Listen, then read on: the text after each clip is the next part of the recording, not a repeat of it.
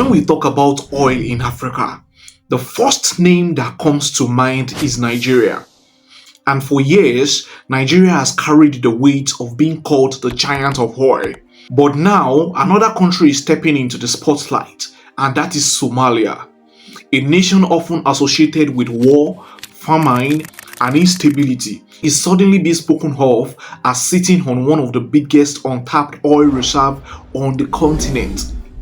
The news is spreading fast, and reports suggest that Somalia could hold billions of barrels of oil beneath its soils and water. And Turkey has already signed a major deal to help explore and manage it. On paper, it sounds like hope, but anyone who knows how oil has played out in Africa also knows it is never that simple. So, this story is not just about oil, it is about power, about politics, about who gets rich and who gets left behind. And if we look closely, the Somali oil story is not so different from Nigeria, full of opportunities but also full of dangers. Before anyone mentioned oil boom, Somalia survived on simple, steady things. Families herded camels, goats, and sheep. Markets came alive with milk, meat, and grains. Along the coast, we have fishermen going out at dawn and coming back with tuna and lobsters. Yes, they were hard years, drought, famine, and conflict, but the people leaned on clans, faith, and each other to keep going. Money often comes from far away.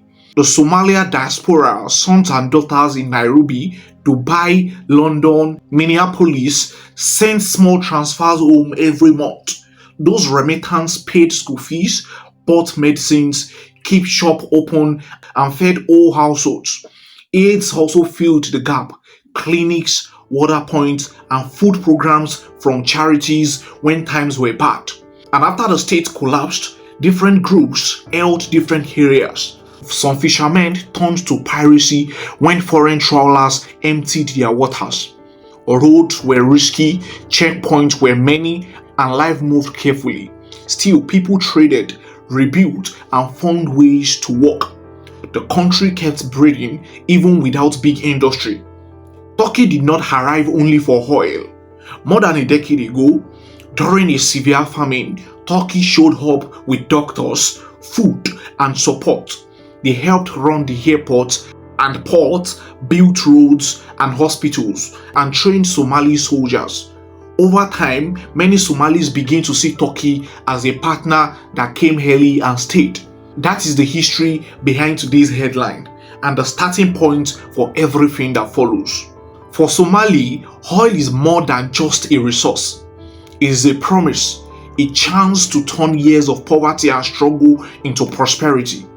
When news broke that their oil reserve might be among the largest in Africa, it was received with excitement, hope, and pride. But history teaches us that oil is a double-edged sword. Nigerians won't carry this same dream. Somalia leaders must work carefully. Oil can fund schools, hospitals, and infrastructures, but it can also fuel greed, division, and violence. The balance between hope and caution is fragile, and behind every celebration lies the question: will Somalia ever feel the wealth? Or will this dream, like so many before it in Africa, remains only for the few at the top? When Somalia announced its partnership, many expected to see the usual giants, the United States, China, and maybe even European power. Instead, it was Turkey that stepped in. Turkey has for years built influence in Somalia, from constructing airports to running schools and even training Somalia soldiers. Turkey has presented itself as a partner, not just a distant investor. Their presence is strong, and now with oil, the role is even bigger. And this choice is not random. Somalia sees Turkey as a friend that stood by them during their darkest time. And for Turkey, Somalia is a gateway into Africa, a place to grow its power and its access to resources. Still, partnership comes with risk. With Turkey managing the early stage of oil extraction, the balance of control is delicate. What happens when profits are divided? What happens when disagreement arises? Somalia's sovereignty will be tested in the fine print of this contract. And so, while foreign involvement captures attention, Somalia's real challenge lies within. Oil wealth can divide a nation faster than it can unite, and Nigeria is a proof of that. Somalia's clan and political group already compete for influence. With oil money in the mix, old rivalries could become violent. Who gets the contract? Who controls the pipeline? This question may spark more conflict than any outside interference. Even if Turkey plays fair, Somalia must still manage its own politics, because without unity and transparency, corruption will eat away the profit before they ever reach the people. And this is the danger. External forces may exploit Somalia, but internal greed and division could destroy it from within. Oil does not erase problems, it magnifies them, especially when they are not being taken care of. And look at Nigeria. The discovery of oil in Niger Delta region was meant to transform the nation into one of the greatest economies. Instead, it gave birth to Cabal's powerful group of elites who captured the wealth while communities were left with polluted land and poisoned water. Somalia faced the same risk. With foreign companies and local elites simply, ordinary people could once again be pushed aside. Already, whisper of who will control the oil are spreading, and where controls become more important than development, the people lose. Illegal oil theft in Nigeria cost billions every year. Militants, politicians, and businessmen profit while villages suffer. Yet, decades later, it struggles with corruption, pollution, and communities left behind. Somalia's new discovery comes with the same risk. Will oil lift the nation, or will it tear it apart? Turkey's involvement in Somalia oil boom looked like a blessing on the surface. With experience, equipment, and international leverage, they seem to be the perfect partner. Every deal comes with a cost. Sharing profit means sharing power, and in Africa, power is rarely shared peacefully.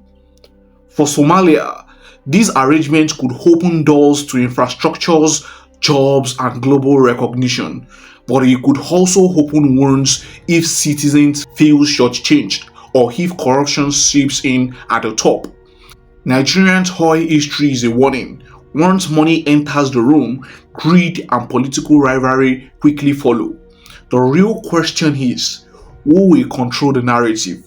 Will it be the Somali government, the Turkish investor, or the hidden cabals pulling strings? History shows that once contracts are signed, locals are often the last to benefit. The oil partnership might look like a handshake, but under the handshake, there are always other hands. International lenders, private companies, and even rival powers will try to carve a slice for themselves.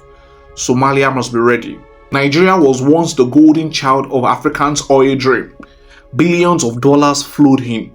Yet, the people remained poor. Farmlands were destroyed, and militancy grew from frustration. This is the shadow hanging over Somalia's new discovery. The Niger Delta crisis shows that when people feel excluded, they resist. Oil brought wealth to a few, but misery to many. Rivers poisoned, farmland waste, and generation left with nothing but hunger. Somalia risk walking into the same trap if they are not careful. The Niger Delta militants started as protesters demanding fairness. Over time, they became armed groups funded by illegal oil trades. If Somalia does not handle this inclusion carefully, its own youth may take the similar path. So oil is not just a resource, it is a mirror. It shows how best of leadership if handled wisely, and the worst of corruption if mishandled. So Somalia must choose which reflection it actually wants to see. Oil is not about barrels and rigs, it's about influence. The moment Somalia announced its reserves, I turned from Washington to Beijing, from Ankara to Moscow. Everybody wants a peace because oil is power. Turkey may be the partner today, but tomorrow pressure will come from other global players. The US will worry about security. China will offer infrastructures, and Russia may show up with military promises. Somalia will suddenly find itself a pawn in a much bigger game. The danger is not just external competition, it is internal alignment. And if Somali leaders take sides with one superpower, others may quietly fund opposition groups or militaries to destabilize the deal.